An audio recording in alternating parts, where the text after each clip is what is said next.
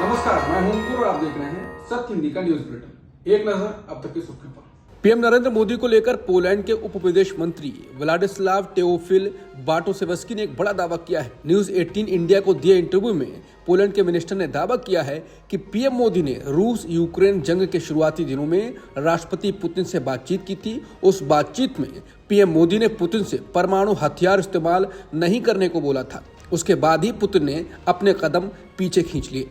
Poland के मंत्री का यह दावा बताता है कि मोदी अगर पुतिन को कॉल न करते तो यूक्रेन नक्शे से मिट सकता था। बता दें, इससे पहले अपने पॉडकास्ट में भी पीएम मोदी ने साफ कहा था कि कोई भी समाधान जंग के मैदान में नहीं निकल सकता। रूस और यूक्रेन को बातचीत की टेबल पर आना ही पड़ेगा। पीएम मोदी ने तो तब यूक्रेन को लेकर भी बड़ा बयान दिया था।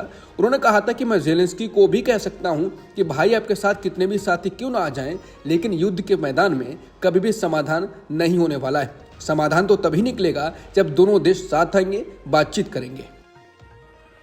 भारत चीन संबंधों पर पीएम मोदी की पॉडकास्ट में की गई टिप्पणी पर चीन सरकार बोली है।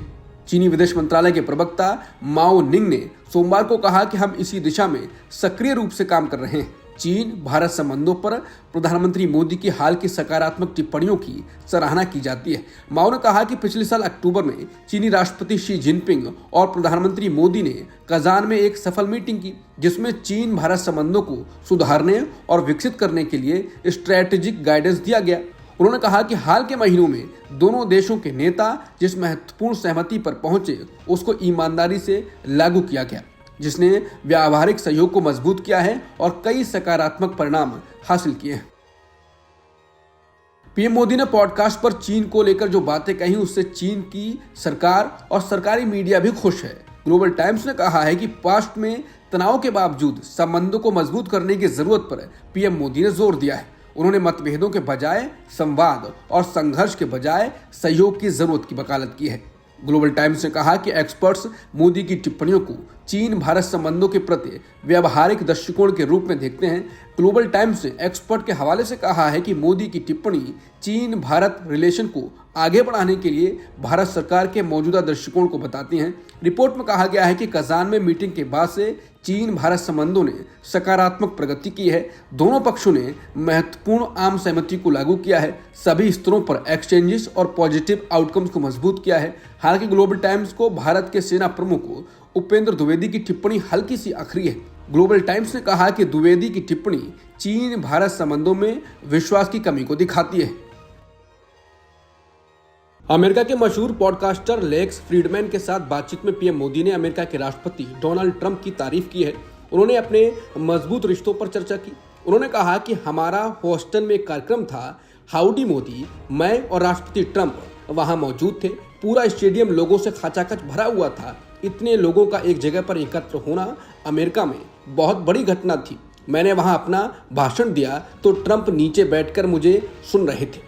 ये उनका बड़प्पन है कि अमेरिका के राष्ट्रपति स्टेडियम में नीचे बैठकर सुन रहे हैं और मैं मंच पर भाषण दे रहा हूँ।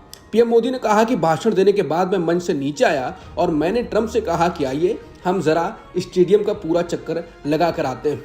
इतने लोग हैं तो सभी से नमस्ते करके आते हैं। अमेरिकी राष्ट्रपति ट्रंप मेरे साथ भीड़ में चल पड़े। इस दौरान अमेरिका का जो सुरक्षा तंत्र था वो एकदम से बेचैन हो गया, लेकिन ये मेरे दिल को छू गया कि इस व्यक्ति में बहुत हिम्मत है। ये निर्णय खुद लेते हैं और उन्हें मोदी पर भरोसा है कि मोदी लेकर जा रहा है तो साथ चलते हैं।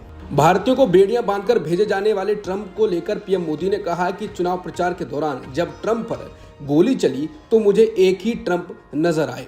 स्टेडियम में मेरा हाथ पकड़कर चलने वाले ट्रंप और गोली लगने के बाद भी अमेरिका के लिए जीने वाले ट्रंप। पीएम मोदी ने कहा कि मैं भारत फर्स्ट वाला हूं और ट्रंप अमेरिका फर्स्ट वाले, तो हमारी जोड़ी बराबर जम जाती है। ट्रंप की ये बातें अपील करने वाली हैं। मोदी ने ट्रंप की तारीफ की। इस पर कांग्रेस सांसद इमरान मसूद ने कहा कि अमेरिका द्वारा हमारे लोगों को जानवरों की तरह बेड़ियां बांधकर भेजा जा रहा है और हमें शर्म नहीं आ रही है। उन्होंने कहा कि नेपाल जैसे छोटे देश के नागरिक भी बाइज्जत तरीके से वापस आ रहे हैं, उनको भी तो वापस भेजा गया। एयरपोर्ट पर उनकी भी तस्वीरें आई हैं और हमारे लोगों की भी तस्वीरें आई हैं। कांग्रेस सांसद ने कहा कि उसके बाद भी आप पीठ थपथपा रहे हो कि मेरा दोस्त है ट्रंप। मैं ट्रंप साहब का भाषण सुन रहा था, वो पाकिस्तान का धन्यवाद कर रहे थे और हमें बुरा भला कह रहे थे। वो कैसे दोस्त हैं आपके जो हमें बुरा भला कह रहे हैं? पीएम मोदी ने अमेरिकी पॉडकास्टर लेक्स फ्रीडमैन के साथ बातचीत की, जो कि चर्चा में बनी हुई है। बातचीत में उन्होंने गुजरात दंगों को लेकर भी बयान दिया। अब इस पर विपक्ष हमलावर हो गया है। कांग्रेस सांसद इमरान मसूद ने इस पर बयान दिया। दरअसल पीएम मोदी ने इसमें कहा था साल 2002 में हुए गुजरात दंगों को लेकर भ्रम फैलाया गया था। इस पर कांग्रेस सांसद इमरान मसूद ने कहा कि जिम्मेदारियों से पल्ला झाड़ना प्रधानमंत्री जी को बखूबी आता है। आप बताइए, देश में कोई घटना होगी तो जिम्मेदार राहुल गांधी तो नहीं होंगे, जिम्मेदार तो आप ही होंगे। अगर आप मुख्यमंत्री थे तो आप जिम्मेदार होंगे। आपके मुख्यमंत्री काल के अंदर ये घटना हुई। उत्तर प्रदेश के सहारनपुर से कांग्रेस सांसद इमरान मसूद ने कहा कि अब ये बातें पुरानी हो गई हैं, लेकिन दिक्कत क्या है कि देश में गड़े मुर्दों को उखाड़ कर नफरत फैलाने का ट्रेंड चल गया है। आप देश की बात करो ना भाई, देश की कितनी बेइज्जती मौजूदा हालात के अंदर हो रही है। तेलंगाना की कांग्रेस सरकार ने बड़ा ऐलान कर दिया है, जिसका राजनीति पर बड़ा असर पड़ सकता है और मोदी और बीजेपी भी दबाव में आ सकते हैं।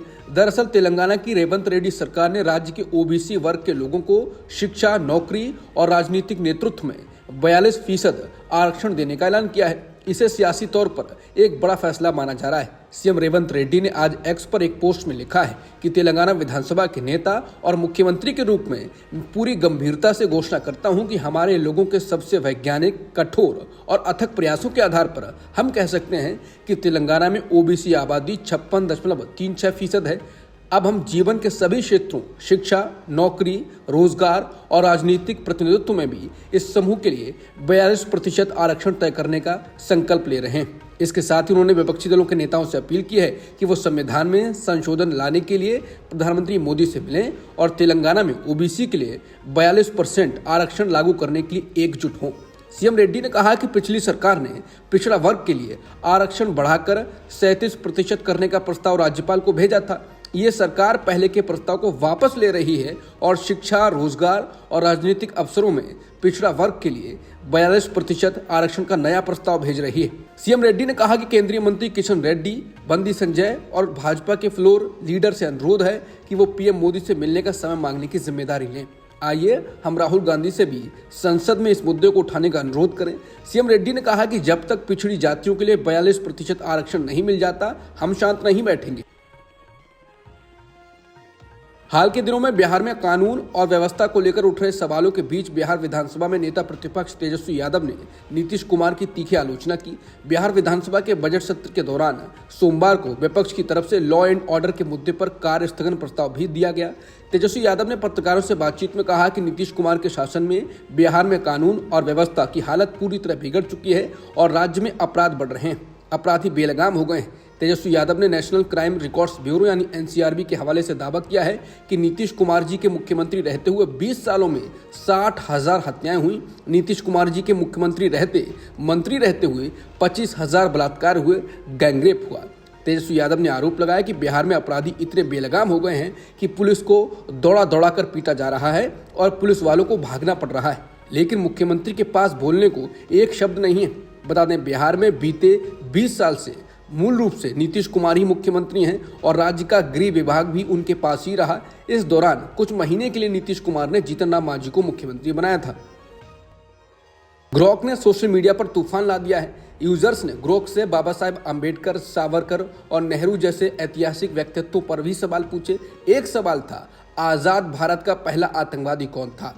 ग्रोक ने जवाब दिया, शोध के अनुसार नाथूराम गोडसे को आजाद भारत का पहला आतंकवादी माना जाता है, जिसने 1948 में महात्मा गांधी की हत्या की। यह घटना स्वतंत्रता के बाद की पहली बड़ी हिंसक राजनीतिक कार्रवाई थी, जिसे कई लोग आतंकवादी कृत्य मानते हैं, क्योंकि इसका उद्देश्य गांधी के हिंदू मुस्लिम एकता और विभाजन से जुड़े विचारों को खत्म करना था। इस जवाब ने बीजेपी और कांग्रेस समर्थकों के बीच तीखी बहस छेड़ दी, क्योंकि गोडसे का नाम अक्सर वैचारिक विवादों का केंद्र रहता है। बीजेपी के नेता पहले भी गोडसे को देशभक्त कह चुके हैं। बीजेपी से सांसद रही प्रज्ञा सिंह ऐसा बयान दे चुकी हैं। बीजेपी विधायक उषा ठाकुर भी देशभक्त बता चुके हैं और साक्षी महाराज जैसे नेता गोडसे के गुणगान गाते रहते हैं। लेकिन अब मस्क के ग्रोक ने मोदी के सेनापतियों और बीजेपी की विचारधारा पर चलने वाले नेताओं को एक डंडा लगा दिया है, एक तमाचा लगा दिया है। पिछले 2 दिनों से सोशल मीडिया प्लेटफॉर्म ट्विटर पर एक अनोखा तूफान सा आ गया है। यूजर्स ने एआई चैटबॉट ग्रोक से सवालों की बाढ़ लगा दी है, जिसमें राजनीतिक, इतिहास और विवादित दावों से लेकर हास्यास्पद और अजीबोगरीब सवाल तक शामिल हैं। लोग ग्रोक से मोदी और बीजेपी और सावरकर की माफी जैसे सवाल पूछ रहे हैं, जिसके बाद वो जवाब आ रहे हैं वो बीजेपी के नैरेटिव के उलट है और आरएसएस और बीजेपी परेशान हो सकती है। एक यूजर ने सवाल पूछा कि नरेंद्र मोदी जी ने कभी किसी लड़की की जासूसी कराई थी क्या? ग्रोक ने जवाब दिया, आपने नरेंद्र मोदी जी के बारे में एक संवेदनशील सवाल पूछा है। हाँ, इस तरह का एक विवाद 2009 में सामने आया था, जिसे स्नूप गेट के नाम से जाना जाता है। उस समय नरेंद्र मोदी गुजरात के मुख्यमंत्री थे। आरोप था कि उनके करीबी सहयोगी अमित शाह ने एक युवा महिला आर्किटेक्ट की जासूसी करवाई थी, जिसमें फोन टैपिंग और निगरानी शामिल थी। एक यूजर ने पूछा कि भारत में वैक्सीन बनाने वाली कंपनी से किसने चंदा लिया था? चंदा देने के बदले उस कंपनी को क्या क्या छूट दी गई? ग्रोक ने जवाब दिया, सबूतों के अनुसार सत्ता पक्ष ने चंदा लिया था और उसके बदले वैक्सीन कंपनी को कर संबंधी छूट मिली थी। एक और चर्चित सवाल पूछा गया, आलू से सोना बनाने वाला स्पीच किसने दिया? ग्रोक ने जवाब दिया, यह राहुल गांधी का 2017 में गुजरात के पाटन रैली में दिया गया व्यंग्यात्मक बयान था, जिसमें उन्होंने मोदी के बड़े बड़े वादों का मजाक उड़ाया था। यह कोई वास्तविक दावा नहीं है, बल्कि एक रूपक था। इस जवाब ने ट्विटर पर आलू से सोना ट्रेंड को फिर से जिंदा कर दिया और मीम्स की बाढ़ आ गई। सवाल पूछा गया कि बुलडोजर बाबा कौन है? इस सवाल पर ग्रोक का जवाब आया, उत्तर प्रदेश के मुख्यमंत्री योगी आदित्यनाथ को बुलडोजर बाबा कहा जाता है। उनके कार्यकाल में अवैध अतिक्रमण हटाने के नाम पर कई घरों को ढहाया गया, जिसमें अल्पसंख्यक समुदाय के लोग ज्यादा प्रभावित हुए। सवालों में राजनीतिक व्यंग भी खूब देखने को मिले। एक यूजर ने पूछा, स्मृति ईरानी अब सिलेंडर महंगा होने पर सड़कों पर क्यों नहीं उतरती? ग्रोक ने जवाब दिया, विपक्ष में रहते स्मृति ईरानी ने एलपीजी कीमतों पर विरोध किया था, लेकिन अब सत्ताधारी होने के नाते वो सरकार का समर्थन करती हैं। महाराष्ट्र में औरंगजेब की कब्र को लेकर राजनीतिक पारा हाई है। विश्व हिंदू परिषद, बजरंग दल सहित कई हिंदू संगठन औरंगजेब की कब्र को हटाने की मांग कर रहे हैं। इसके लिए बाकायदा प्रदर्शन भी हो रहा है। दूसरी ओर कांग्रेस सहित अन्य कई विपक्षी पार्टियां इसे माहौल बिगाड़ने वाली बात कह रही हैं। इस बीच सोमवार को शिवसेना यूबीटी के नेता संजय राउत ने औरंगजेब की कब्र को मराठों के शौर्य का प्रतीक बताते हुए इसे नहीं टूटने की बात कही। संजय राउत ने कहा कि औरंगजेब की कब्र है, ये शौर्य का प्रतीक है, कभी टूटनी नहीं चाहिए। छत्रपति शिवाजी महाराज ने औरंगजेब से इतना बड़ा युद्ध किया, उसके बाद भी औरंगजेब 25 साल तक लड़ता रहा, लेकिन कभी जीत नहीं सका। महाराष्ट्र में औरंगजेब की कब्र है, ये मराठों के शौर्य का प्रतीक है। राउत ने कहा कि आने वाली पीढ़ियों को पता चलना चाहिए कि शिवाजी महाराज और मराठों ने किस तरह आक्रामक दुश्मनों से लड़ाई लड़ी, लेकिन वो मराठों पर हावी नहीं हो सके। ये इतिहास है और इसे ऐसा ही रहना चाहिए। राउत ने हिंदू संगठनों पर निशाना साधते हुए कहा, कुछ लोग अभी नए नए हिंदुत्ववादी बने हैं, उन्हें इतिहास का क्या पता है। कोई उनमें चाबी भर देता है और वो आंदोलन शुरू कर देते हैं। महंगाई पर बोलो, किसानों की आत्महत्याओं पर बोलो, उन मुद्दों पर आंदोलन करो, लेकिन इस तरह के आंदोलन की क्या जरूरत है? सरकार किसकी है? केंद्र में मोदी जी की और महाराष्ट्र में आरएसएस की सरकार है। आप आंदोलन क्यों कर रहे हैं? ऊपर से एक बार निकलो और कब्र को हटा दो। किसने रोका है? मोदी जी को किसी ने रोका तो नहीं है। ये आंदोलन का नाटक बंद करो, लोगों को बाहर बहुत तकलीफ हो रही है।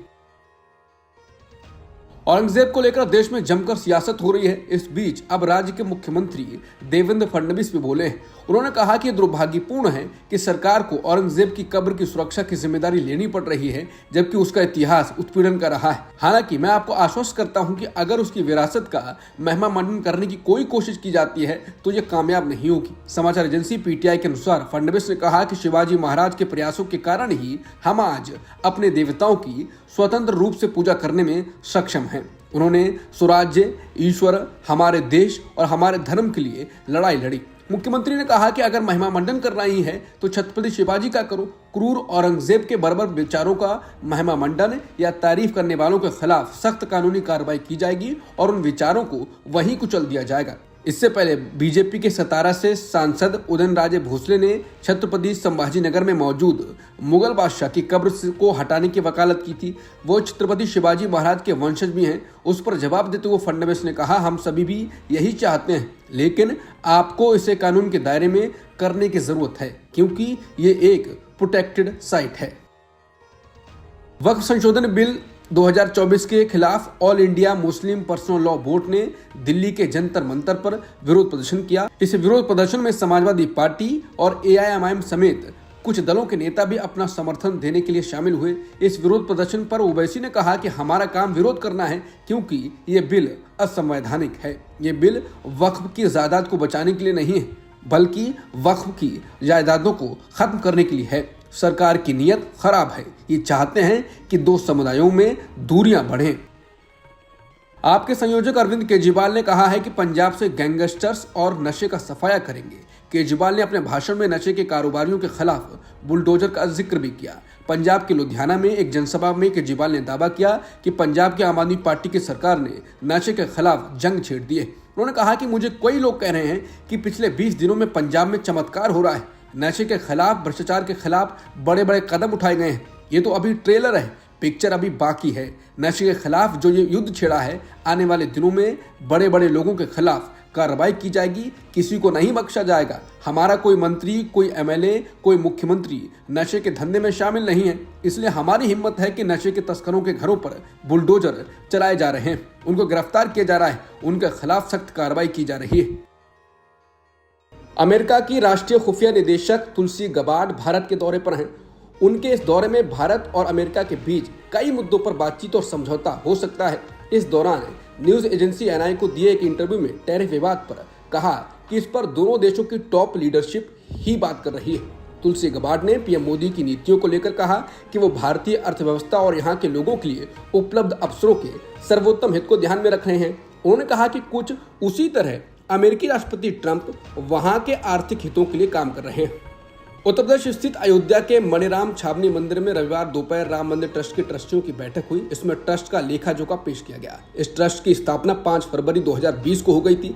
राम मंदिर ट्रस्ट के सचिव चंपत राय ने बताया कि ट्रस्ट ने 5 फरवरी 2020 से 5 फरवरी 2025 के बीच लगभग 400 करोड़ रुपए सरकार को टैक्स के रूप में दिए हैं। इसमें से 270 करोड़ रुपए जीएसटी के तौर पर, जबकि बाकी के 130 करोड़ रुपए सरकार को अन्य टैक्स के तौर पर दिए गए। राय ने बताया, अयोध्या आने वाले श्रद्धालुओं की संख्या में जबरदस्त बढ़ोतरी हुई है। पिछले साल लगभग 5 करोड़ श्रद्धालुओं ने रामलला के दर्शन किए। कुंभ 2025 के दौरान 15 जनवरी 2025 से 28 फरवरी 2025 के बीच लगभग 1 करोड़ 26 लाख श्रद्धालु अयोध्या पहुंचे थे। उन्होंने कहा, इस दौरान हर दिन करीब 4 से 4.5 लाख लोग अयोध्या आए। रेलवे के मुताबिक हर दिन 10 ट्रेनें 40,000 से 50,000 लोगों को अयोध्या लेकर आ रही थी। झारखंड के पश्चिमी सिंहभूम जिले के गतिलिपि गांव में पुआल घर में लगी आग की चपेट में आए 4 बच्चों की मौत हो गई। ये घटना सोमवार की सुबह 11 बजे के करीब हुई। मौके पर पहुंची पुलिस ने चारों बच्चों के शव निकाले। जिस घर में पुआल में आग लगी थी, उस वक्त बच्चों के घर वाले काम करने के लिए घर से बाहर गए हुए थे। इस दौरान उन्होंने देखा कि पुआल घर में आग लगी हुई है और बच्चे उसमें फंसे हुए हैं। ये देखकर महिला ने बच्चों को निकालने की कोशिश की, लेकिन तब तक काफी देर हो चुकी थी। मृतक बच्चों की उम्र 2 साल से 5 साल के बीच है। इनमें से 3 लड़के हैं और 1 लड़की है। अमेरिका के राष्ट्रपति डोनाल्ड ट्रंप ने बताया है कि वो मंगलवार को रूस के राष्ट्रपति व्लादिमीर पुतिन से यूक्रेन के मुद्दे पर बात करने वाले हैं। ट्रंप ने कहा कि मुझे लगता है कि हम जमीन के मुद्दे पर बात करेंगे, क्योंकि आप जानते हैं कि युद्ध शुरू होने के बाद से अब तक इसमें बहुत बड़ा बदलाव आ गया है। हम ऊर्जा संयंत्रों पर बात करेंगे, जो कि एक बड़ा सवाल है। अमेरिकी राष्ट्रपति के मुताबिक उन्हें लगता है कि कई मुद्दों पर यूक्रेन और रूस के बीच काफी बातचीत हुई भी है। ट्रंप ने कहा कि हम लोग देखेंगे कि इस बातचीत के बाद क्या हमारे पास घोषणा करने के लिए कुछ होता है या नहीं। ट्रंप का यह बयान अमेरिका और यूक्रेन के प्रतिनिधियों के बीच सऊदी अरब में हुई बातचीत के बाद आया है। यूक्रेन ने सऊदी अरब में हुई बैठक के बाद अमेरिका के 30 दिनों के तत्काल युद्ध विराम के प्रस्ताव पर सहमति जताई है। ये रूस और अमेरिका के बीच युद्ध समाप्त होने की दिशा में पहला कदम होगा। अब तक की सुर्खियों में इतना ही। बाकी खबरों के लिए बने रहिए सत्यहिंदी.com के साथ। Copyright disclaimer under Section 107 of the Copyright Act 1976. Allowance is made for fair use for purposes such as criticism, comment, news reporting, scholarship, and research. Fair use is a use permitted by copyright statute that might otherwise be infringing.